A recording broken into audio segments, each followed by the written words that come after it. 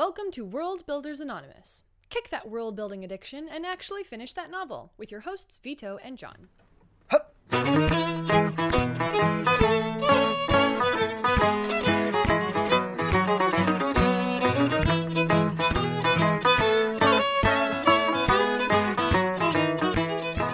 Cool. I guess I should have saved the cracking for this. Well, it's too late now. It's too late. It's already cracked. Can you just like flick the can or something? Yeah, okay. I'll try it. Oh, that was pretty pathetic. Man, I don't have an instrument sitting around me. No, it's a rarity. That's fine. We'll just jump right into it. Welcome, everybody, to the podcast today. We have a different episode for you today. We have a interview guest today. I don't know why I said interview guest. That's a weird way of describing it. But we have a guest that we are interviewing today for the first time on the podcast. Yes. A new friend of ours that we met on Reddit earlier. And a fellow author, a fellow musician, fellow homeschooler, who is a super awesome dude. And we're going to talk a little bit about our different writing styles today, how we go about writing. He is well into his first novel he's attempting to write. I think he said something like 115,000 words, somewhere around there. Pretty impressive. We're going to ask him how he did it, how he's continuing to do it, and just kind of some general writing stuff. Yep. So before we jump in, we forgot to do the plugging for everything at the end, so we're just going to do it now. If you want to find out more about this podcast and us and what we're doing, we have a website, www.worldbuildersanonymous.com. You can find us on all the social medias, Facebook, Instagram, at World Builders Anonymous as well. Email us at wbapodcast@gmail.com. Leave us a review on iTunes, and we're on Reddit at wba_podcast. And apparently you can message us this. You can. Yeah, message us there, yeah. Is there anything else that I missed? I don't think so. Let's jump right in. Sure. Oh, real quick announcement. Other news you ruined and my more segue, personal John. stuff. Oh, well, you just have to save it. Okay. This is a big deal, Vito. You got to chill. I was going to say this. Oh, you were? Yeah, I was going to say. Oh, go for it. So Johnny has... no, Johnny doesn't have. Johnny is going to have... well, really, Johnny's wife is going to have a baby. Get to it. Yes. A baby. They're going to have a baby boy. It's super awesome. What is his name going to be, John? It's going to be Andrew Christopher Gutilla. He is due in August. He's currently about 4 inches long, which I think is pretty cool. And yeah, super excited about that. That's so cool. Making a little baby novelist. Yeah, first kid in our family of all of our siblings, which is pretty awesome. Congratulations, John. We're super excited for that. So yeah, you can't wanted hear to it, make but that I'm shaking my double fists over my shoulders in triumph. That's the appropriate response for sure. Anyway, indeed. Yes. And with that, let's jump right into the interview. Cool. So I think we're about ready to get started. Does anyone have any questions before we get going? I think I'm good. Yeah, I think I'm all set. All right. Then Vito, feel free to jump us in. Oh man, we're usually got some preamble going beforehand. I've never done an actual cold open before. But hold on. You can do it. I believe in you. Wait. Here we go. Oh, jeez. Yeah, welcome to the podcast. Perfect. I have a lovely store brand sparkling grapefruit water today. Does anybody else have a beverage they brought with them to the podcast So low-key compared today? to your usual. I meant to get something, and I didn't, and now it's too late. Rookie mistake. Yeah, same. No worries. I did not expect it. It's fine. Cool. Awesome. Well, welcome to the podcast, everybody. We are still in the middle of our discovery writing process. Last week has been going pretty well. We're not really going to talk about that so much today, though. We have a new guest on, our first guest ever today. Why don't you introduce yourself? Hey, everybody. I am Joel. I'm from the Austin area, and I've been listening to the podcast and talked to these guys a little on Reddit, and they invited me to come on, so... Awesome. Yep. Who knew you could talk to people on Reddit? It's amazing. Vito certainly didn't know. I certainly didn't know that. Yeah, actually, Joel reached out to us, and we're happy to have him on. He is a fellow writer in progress, I guess you could say, along with us.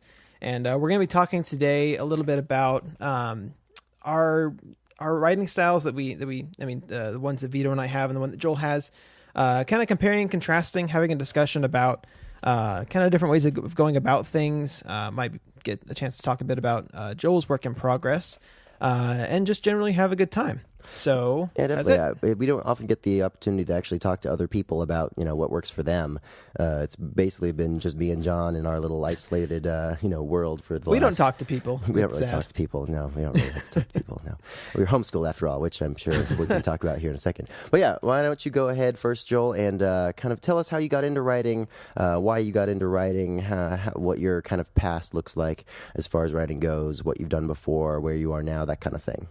All right. Well, honestly, it's kind of a weird story. So it all started really with me and my dad. He lived about 45 minutes away from where my mom did.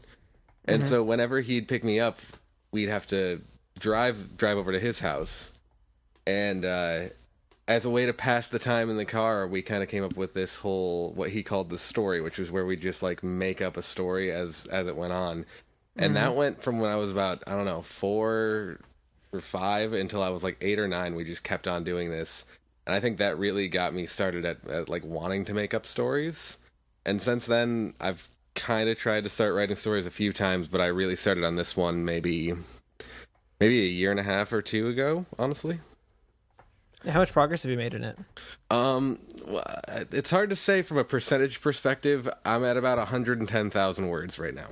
Awesome. Oh, wow. Just so we know, like what kind of story is it? There's a lot of things it could be, obviously. Yeah, it's fantasy, and I would say it's more on the side of epic fantasy than heroic fantasy, which you guys have talked about before. It's got 5 viewpoint characters, so that's always fun. Wow. Ambitious. I'm scared to try too. Yeah, it's I don't know. I like having the multiple perspectives, and some of the big books that really got me looking into fantasy more had that multiple perspective narrative, which I think made me more likely to want to try it. Sure. But it's definitely, I don't know, as it goes on, a big part of writing it has been sort of figuring out how all the characters are distinct and stuff. Sure, that's been something I'm already struggling with early in this one. Is I only have a few characters that are described in any sort of detail thus far, and I have it a little easier given that their age range varies significantly enough to where they stand out in that way. But even just, especially in first drafts, I think trying to make your characters distinct and memorable in distinct ways even is a hard thing to kind of grasp, especially if you're discovery writing, which I guess we can talk about that a little later as well. But that story about your dad, it's not a similar thing, super similar, but my dad used to do a similar thing.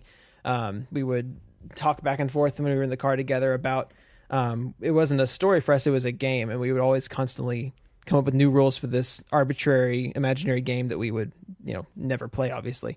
But it was like, That's right. You remember it was like, I don't remember what we called it, but like It had different names depending on the rules. Like you would call it like, post ball or something like that. And like, oh, okay, that's an interesting name. How would that work? There must be a post somewhere, and then make up he would stuff say from there. like, he would ask like one of us, how would you play Thunderball? And we'd say, oh, you collect a bolt of lightning from the sky and form it into a ball, and then you throw it at your friends. Like kind of imaginary exercises like that. Yeah, like that.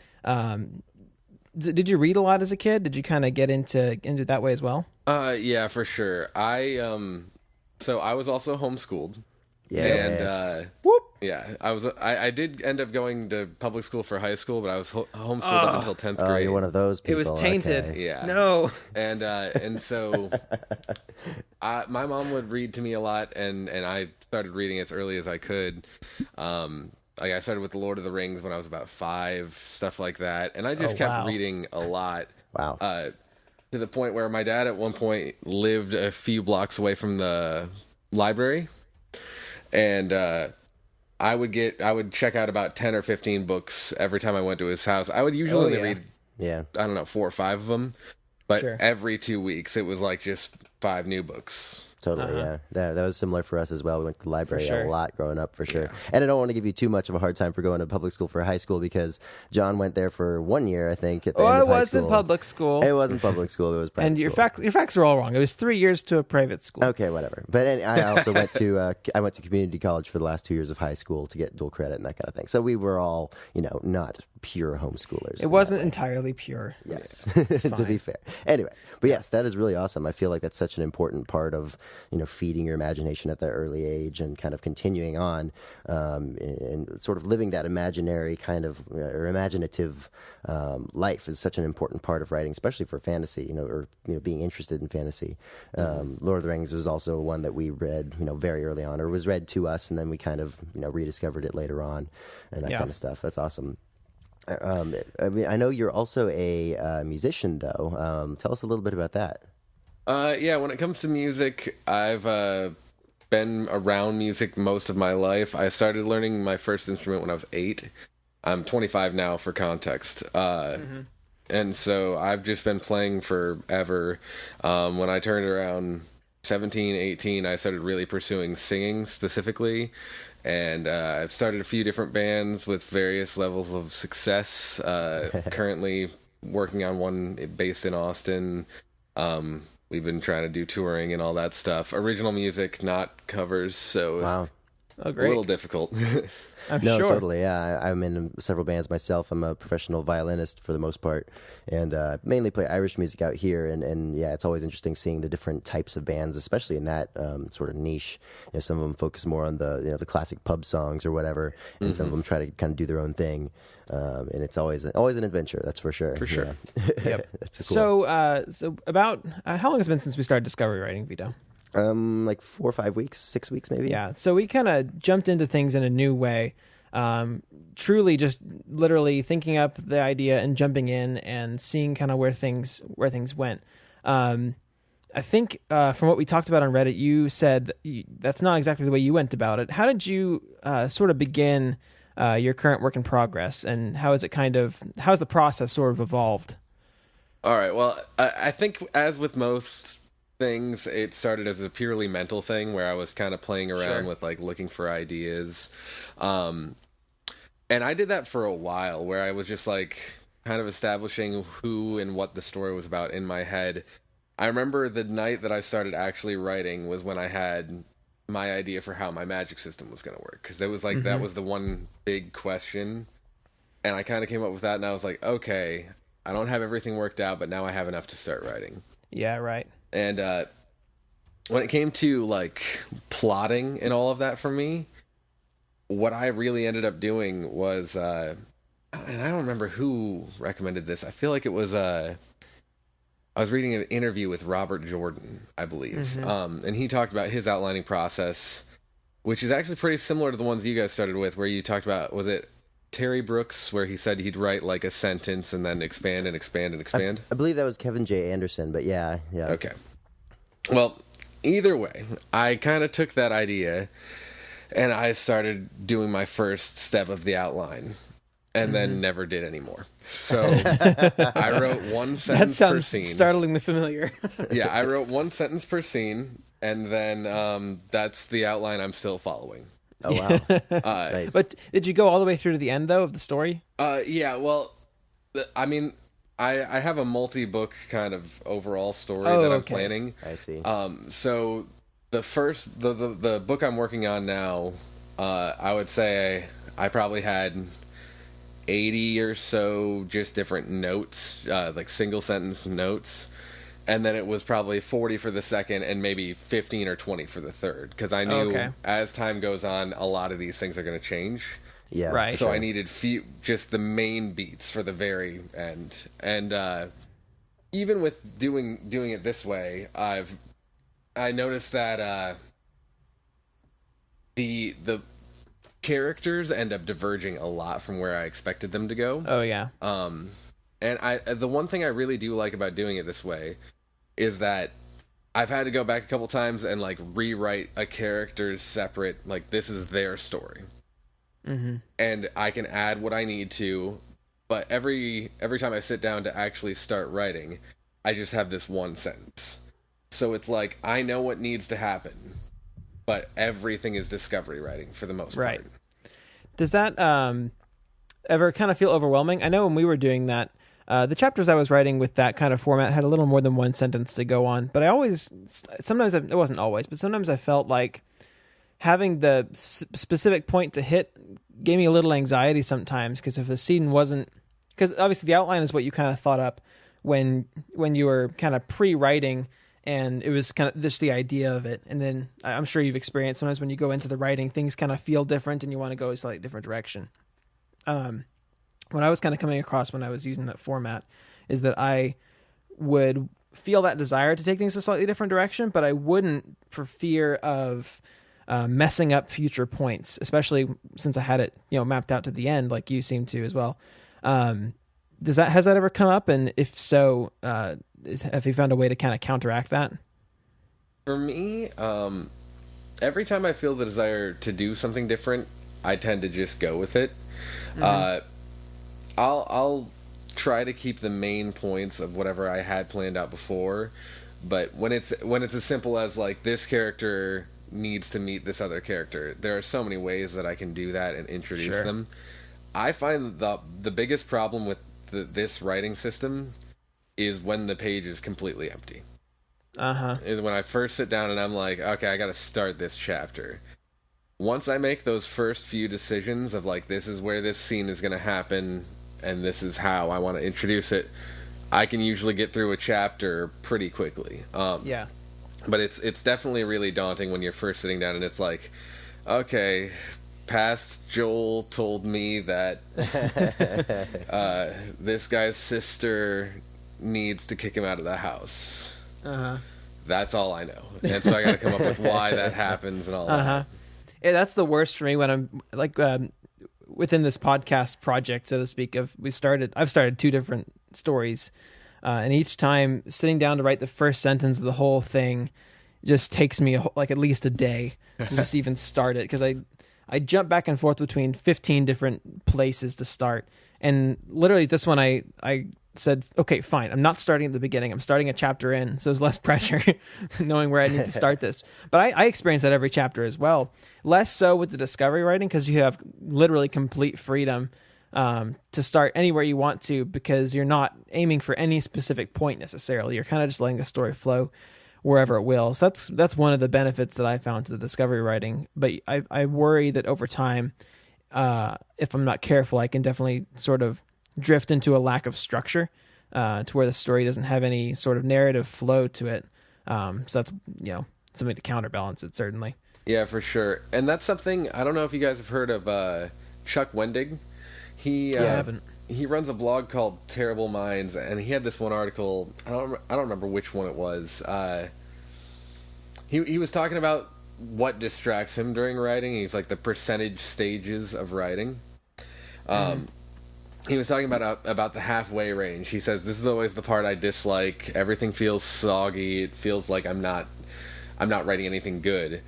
And he's like, at this point, this is where I make a left turn. I put something in the story I didn't plan for, and it's going to screw everything up, and that's okay, because then it's interesting. So take that left turn whenever you're in a place where you don't know what you're doing. And I've kind of really embraced that, where it's like, oh, I've got this idea that I didn't really plan for. Just throw it in and fix it later, because maybe this makes your character a lot more interesting. Yeah, kind of surprise yourself almost, yeah. That's kind of interesting. I like that. Yeah, and that it goes in line with something we were talking about, I think, a few episodes ago, where I think my best writing is obviously when I'm really interested in finding out what happens next and how the character evolves and the way the story is going to go.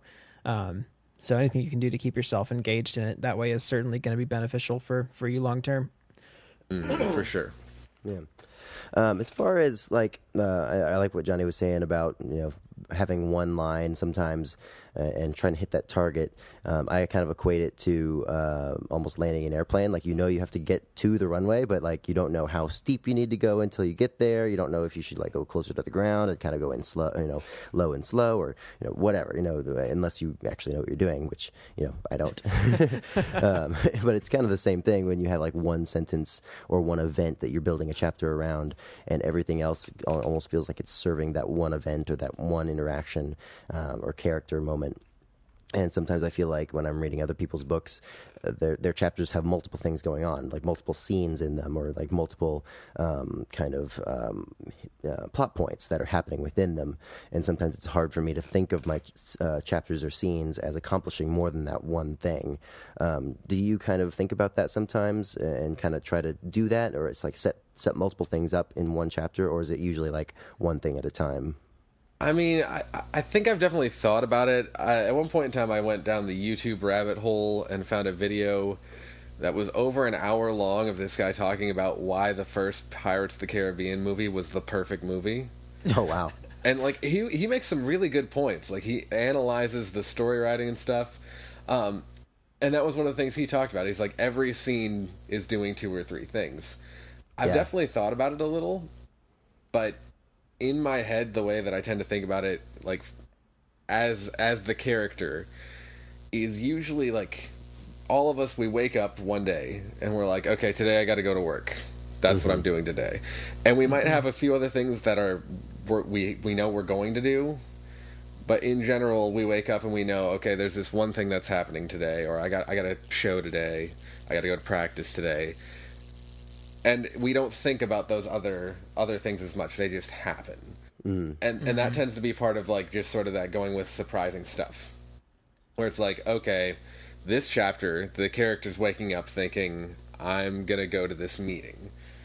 But along the way, I'm going to introduce him to this other character that I'm going to have him meet 3 chapters later, just so I can kind of, not necessarily foreshadow that, but make it feel more like a real world. Mm-hmm. That makes sense. Like, you're going to bump into friends on the way to the mall or whatever.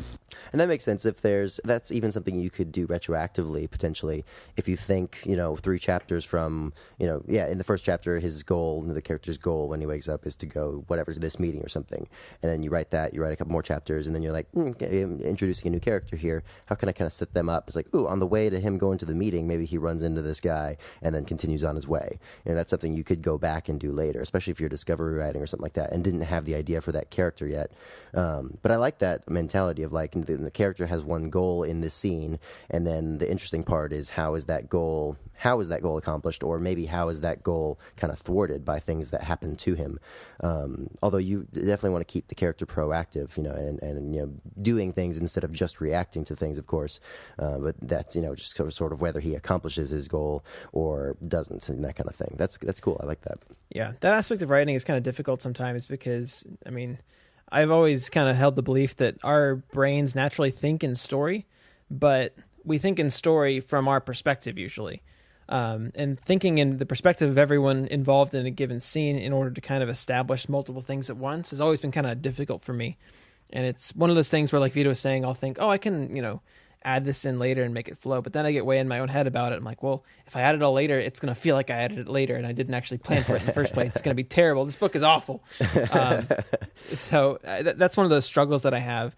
And it's certainly one of the aspects, and I have many, that I continually seek to improve as I'm writing. I mean, there are a few things I feel like I'm pretty good at, but there's a lot of things that I know I need to mature in as a writer as I progress with this. And as a result of that, I know the first several chapters of this are going to end up, being heavily rewritten after the fact. Is on that kind of topic though. Is there any particular strength you feel like you have in your writing? What are some things you feel like you do really well? I actually was kind of thinking about that because I didn't know originally what we would be discussing today, and I asked somebody who's read most of my current manuscript, and they said that the things that they would point out were the characters tend to feel pretty distinct from each other. They said that, and then they said I'm pretty good at combat scenes, which I have martial arts training background, so that kind of makes sense. Oh, there you go. Nice. That's pretty cool. It's hard to do effectively when you're just describing action that's happening and doing that in a very kind of visceral way. It's hard to do. That's cool. Yeah, I think a lot of it comes from, like, there are very specific terms you learn when you learn how to do something that most people don't know. So I can't describe it the way that it is. I have to describe it in a visual way so that somebody can get to the same outcome without me using a technical term. Yeah, totally. Like, and how much do you zoom in a combat scene and describe like every single like blow that's landing, and how much do you kind of zoom out and say that he whatever knocked him to the ground essentially, and like how did he do that? Well, it's up to the reader's imagination, and it's important to leave that imaginative kind of room because you don't want to over describe something, but you also don't want to under describe it. It's kind of the sweet spot that you have to kind of hit. Yeah, absolutely. And I feel like that sweet spot changes depending on the type of combat as well. Oh, yeah, sure. If we're talking about, like, people using swords and shields, maybe you just need to say he parried or he blocked. But if you're talking about hand-to-hand combat, you're going to start to get into, like, the way he twisted his arm and specific details that become much more relevant. Sure. Yeah, totally. That's cool. There was a thread on Reddit the other day about, like, how do you describe battle scenes that include like medieval sword fighting and stuff, but also like magic and all these fantasy elements. Like, what do you actually show and tell when there's so many things at play? Like, you could describe so much. I think that's definitely one of the hard things to balance, especially in the context of fantasy, because like I think one trap that a lot of fantasy writers fall into, I think, is when we invent our own methods of things. Like, say you invent your own weapon or your own, we all invent our own magic systems, and you want to show them off as much as possible. And so you'll go into, like, excruciating detail about a certain aspect of it when it's actually not interesting at all, the way you're describing it. It's an even more, difficult balance to strike there. Yeah, because I mean, at its heart, fantasy is it should be about characters and the story and that kind of stuff. But also, I think all of us know we're all here for the dragons. All fantasy fans and writers know part of why we're here is for the dragons and for the fighting and for the magic and the cool stuff. The cool stuff is a big part of it, and how you sort of convey that is really important. But like I said, it's hard because you do want to leave room for imagination, and readers don't really like to be guided so specifically through what they're seeing or hearing or feeling. You have to let the imagination do at least half the work sometimes. But it also depends on what kind of fantasy you're writing. Obviously, if you're writing more of an epic fantasy that has this sort of heightened setting and heightened, magic system and that kind of stuff, you have to be a little bit more specific at times. But ideally, I guess maybe you can talk a little bit about this. Maybe you've not really thought about it yet at the stage of writing yet, but I guess it's really important to set the stage, how things work right up front, and then sort of trust the reader to remember that and kind of apply it to everything going forward. And I guess it depends, of course, on how weird and kind of out there and different from what people are used to you're making things. But have you thought about that yet in your story? Definitely, and that's actually something I have my own little folder in my Scrivener file that's just, you need to go back and fix this later. Yeah, and it's, I don't know, it's 20 or 30 notes long, where it's like, you did this and this and this, you suck at all of it. It's good though that you note that stuff to go back and fix later instead of going and making yourself do it now. I feel like if I did it now, I'd just get depressed and think I suck at everything. So I'm just like, hey, that didn't make sense. Go redo it later. And once you're a better writer, go fix this. Yeah, exactly. Weirdly enough, so you guys talked about a lot at the beginning how you would just sit and like develop your magic systems and develop the world, and that kind of prevented you from getting to writing. Mm-hmm. I've almost done the opposite, where I'm at the scene where one of the characters is going to start really diving into how the magic system works, and I'm going, I need to finish this because I don't know what this is. How does that work? Yeah, it's like because I really liked this one idea that I started with that kind of I built everything around, and I never fleshed it out anymore. And so now I'm literally in the last 2 weeks I figured out, okay, this is how most of it works, and I've pretty significantly changed my original idea because I was like, I don't think this will work for this story anymore. Totally, yeah, and I think that's valid though. I mean, at some point, even if you try not to get bogged down with that in the beginning, at some point you're going to have to flesh that out more fully and figure out how that works when it becomes sort of integral to the plot, I guess. But I guess you seem like you've done it the right way though, where you have the whole outline and the idea for the story and the characters, and those are all solid in your mind, and now you're figuring out the specifics. You had enough before to do all that, and now you're kind of going back and figuring out the specifics of how that works, which is, I think, the way to do it. Yeah. I wouldn't necessarily call it the right way, because it's definitely led to a huge stall in getting anything done. Because I feel like that's definitely one of the things I'm going to have to go back and write into the beginning of the story. is that like fully known understanding, even if the characters I don't see. have it yet. There's a lot in the beginning that doesn't exactly make sense anymore. Sorry, doesn't make sense anymore now that I understand how some of these things work. I see And what you another mean. thing, you guys talked about maps. You guys are like, oh, it's so much fun to make a map.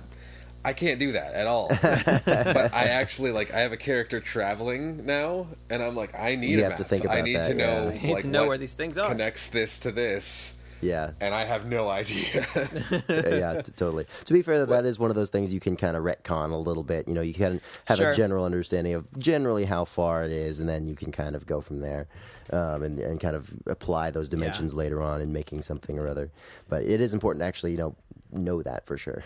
Yeah, when early on, when I was kind of like years ago, when I was thinking up stories in my head, I would try to think of a map, and I'm not creative enough visually to do that in my head, and so I would like open Lord of the Rings to the back and like look at the map of Middle Earth and be like, no, actually, I actually do. I would open the Lord of the Rings risk board that we had. Yes. And Oh, look at I that. had that too. Oh, it's the Nice. best. But I would look at that and be like, what can I kind of tweak in my head to make this unique into where it's like my own thing? But I could never do it. I don't think to this day I could do it I myself. mean, there's a lot of similarities between a lot of them. I mean, if you look at like the Game of Thrones Oh, yeah. world and the Middle Earth, it's almost the same thing. Well, It is and Most they- of and them are ultimately, just like- like Europe.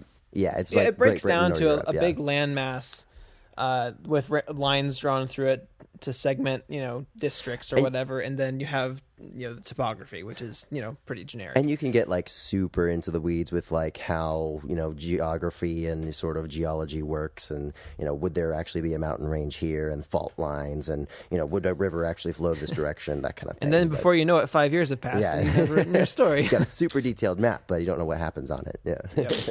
Yeah. That's cool though. That's awesome. What would you say is your number one piece of advice you'd give to someone who's having a hard time getting past the opening part of their story? Was that something that was difficult for you? Did you kind of breeze past that? Was that something you had to overcome?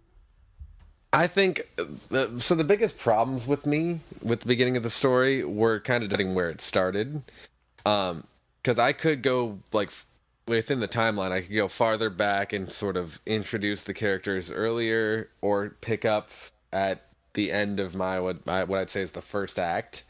And either of those kind of makes sense as a starting point. When it came to actually sitting down and doing the writing, I think I wrote the first, 10 chapters in a very, this thing needs to get done to take me where I want to go way, which is something I'm going to have to expand on. But I would say if that's what works, if you're able to just sit down and grit through it, get those first few chapters done, and then after that, you're going to know a lot more about your characters and be able to make them work a lot better, I think.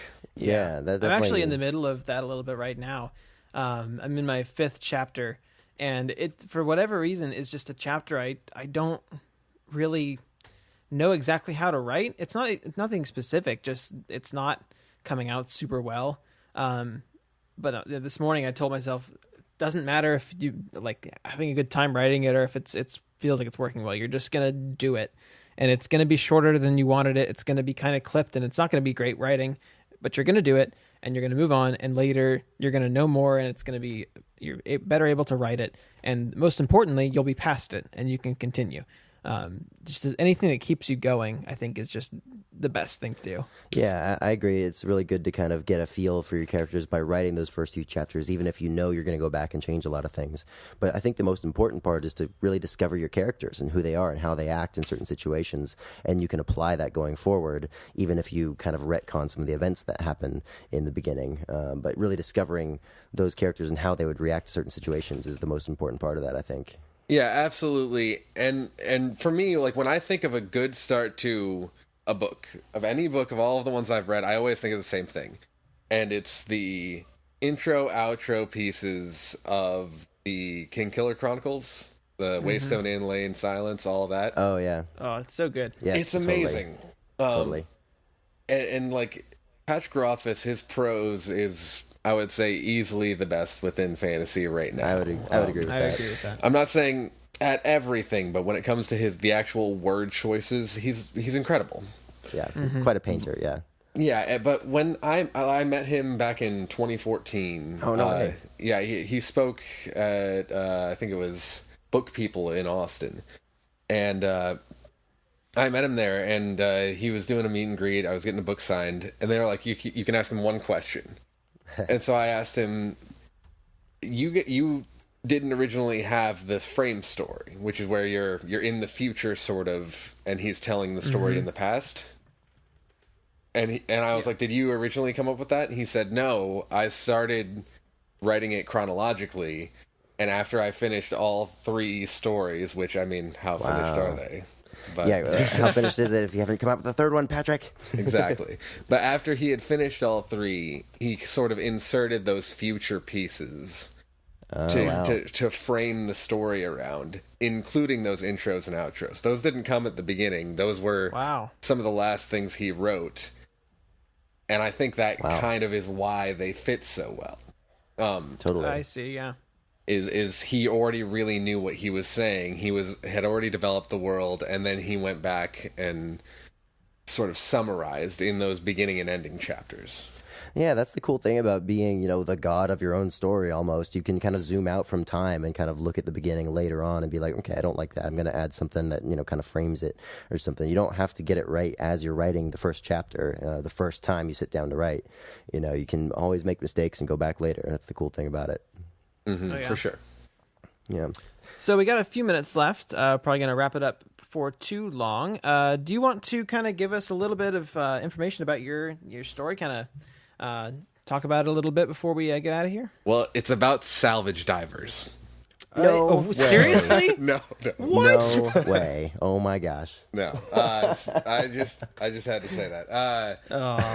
I was so excited for a minute too. That's crazy. That would have been You really blew my crazy. mind. No.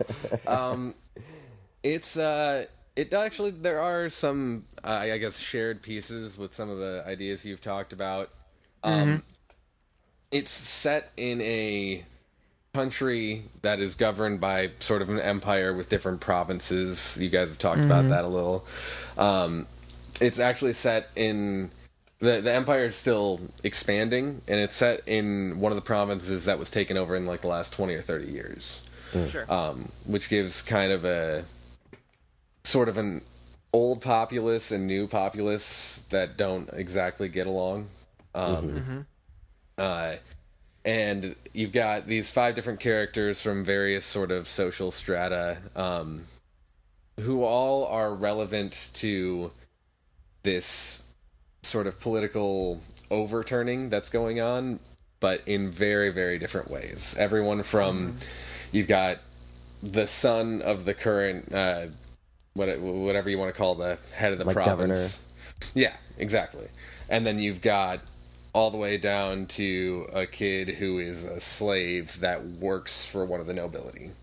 And sort of exploring this, like I said, this almost a coup through their perspectives. That's pretty cool. Did you have any particular era in history that it's kind of based off of in terms of technology level or kind of events, that kind of thing? It's pretty traditional medieval for the most part. I am kind of deciding how much technology I want right now, because that kind of comes in alongside the magic to a certain extent. Yeah, and honestly, it kind of depends on your magic system, because if things kind of progressed, almost with magic serving the roles that technology would have served, it makes sense why technology doesn't progress past a certain point if it's kind of unnecessary or redundant sometimes.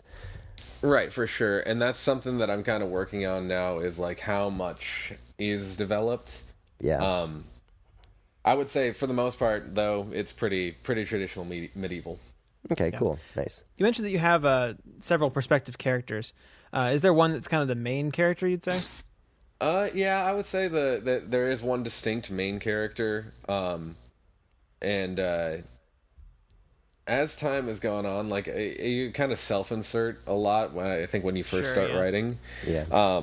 He was at first going to be the by far the main character. Everything was focused on him, and the more I've written, the more I've started to like writing all the different characters, where it's like each one kind of feels different, and that's a lot of fun.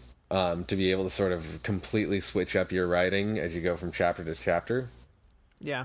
That's cool. Yeah. So I think I would still say he's the main character, but I think it's less slap you in the face obvious than it was when I first started. That's cool. Have you read the Percy Jackson books by Rick Riordan? I have. I feel like he did a similar thing over the course of his stories, where Percy was originally like the main character, and like by the time he got to the third series he was writing, Percy was almost like a background character, and there were like 12 perspective characters. Yeah, I think. Well, for one, he writes the same story a lot. Yeah, that's true. Just takes this sort of, okay, there are gods, and then does it for every culture. it's really. But yeah, I definitely see what you're saying, and I think that probably comes from getting bored. Because I mean, if you're writing that same character as your main character for what, like he's going on 15 books in that series now. It probably stops being fresh, at least from a writing perspective. Yeah, totally. Did you have this experience growing up and reading certain books where if there were multiple point of view characters, sometimes one would be way more interesting than the other ones, and you kind of like look forward in the book to see how many like chapters are between that character, you know? Like when do I get back to Aragon instead of his dumb brother or whatever, that kind of thing. Absolutely. And did you worry about that? I did that a lot. I know you guys have talked about The Way of Kings a lot. Have you guys read anything other than that first book? Yeah, we've read the first two. One. Yeah.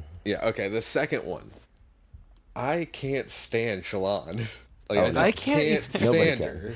So every time he tries to make her witty, it just makes my head hurt. Yeah, I think she's well written. I just don't like her. Like I think she and I would not get along that well. That is an interesting thing. Like a character could be well written, but you just don't like them as a person, and you kind of find them annoying. Which it could be, the intent. It could be an effective way of writing a certain character for a certain effect. But yeah, it's sure. I mean, in Harry Potter, there are a great number of entirely unlikable characters who are that way, very much on purpose. But they're usually not like the main character. Yeah.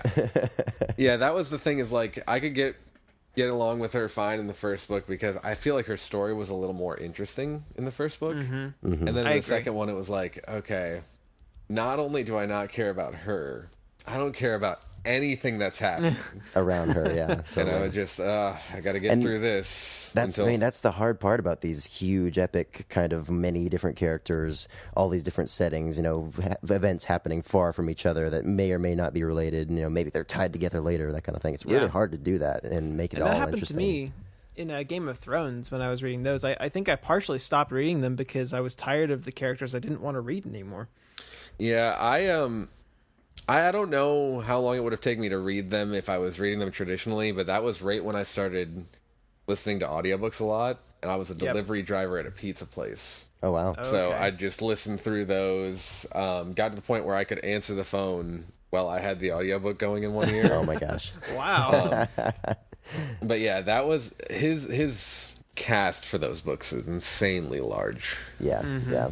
That's quite the that'd be overwhelming to try to write. I can't even imagine. Yeah. I mean, he's one of those guys like Patrick Rothfuss who just takes years and years and years and years and years and years and years to do it. The more time you take, the more detailed I guess you can make it. But then at the same time, you're coming out with one book every decade, which is not ideal. So yeah, for it's sure. kind of a trade-off, I guess. But we're focused more on getting the fundamentals down first, anyway. I guess not so much worried about that at the moment. But, if I can just get a first draft done, if I could get anything done, I'd be happy. Yeah, what's the statistic? Like 1 in 10 attempting writers ever finish their first draft, and it's 1 out of 100 that actually start submitting their book.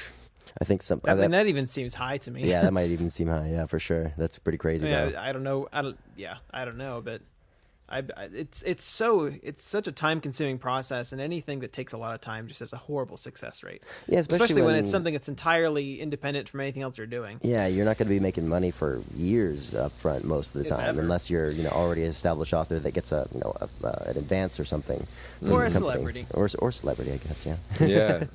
Did you read Snooki's autobiography? Oh, jeez. Oh, gosh. I don't even want to know.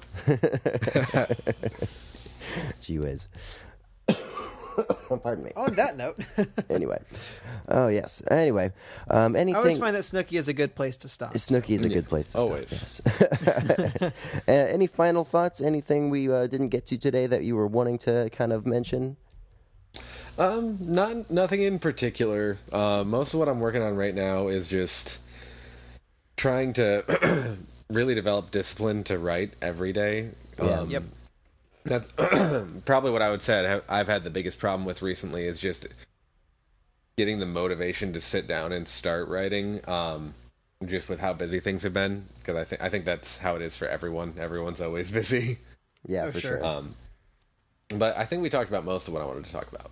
Awesome. Is there anything you want to plug, like some stuff for your band or anything else like that? Nothing in particular. If you like post-hardcore music, you can check out Call Me King. We're from Boston, and we make music, and that's about it. If you're in that scene, any chance you've heard of a band called Backwards? BACKWORDZ? Yeah. Oh, awesome. Cool. Yeah. Yeah, I actually, like one of the only... I know a few of the members of that band. No way, yeah. I follow their lead singer, Eric July, on his more like YouTube stuff he does and that kind of thing. And then I also found out he was the singer of this band. I was like, oh, I'll check it out. And it's like one of the only kind of music bands of that type that I've actually listened to. And I actually really like them a lot. So maybe that'll be they're from out in Corpus area, as far as I know. Yeah. Maybe that'll be my gateway drug into that sort of type of music, yeah. Maybe. That's cool. Awesome. Well, thank you so much for joining us on the podcast today, man. It was a real pleasure, and good luck with all your pursuits.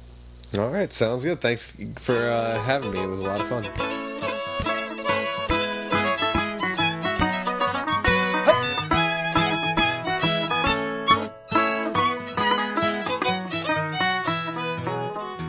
This show is sponsored in part by Audible. Visit worldbuildersanonymous.com/audible to check out what the guys are listening to right now and to receive a free audiobook.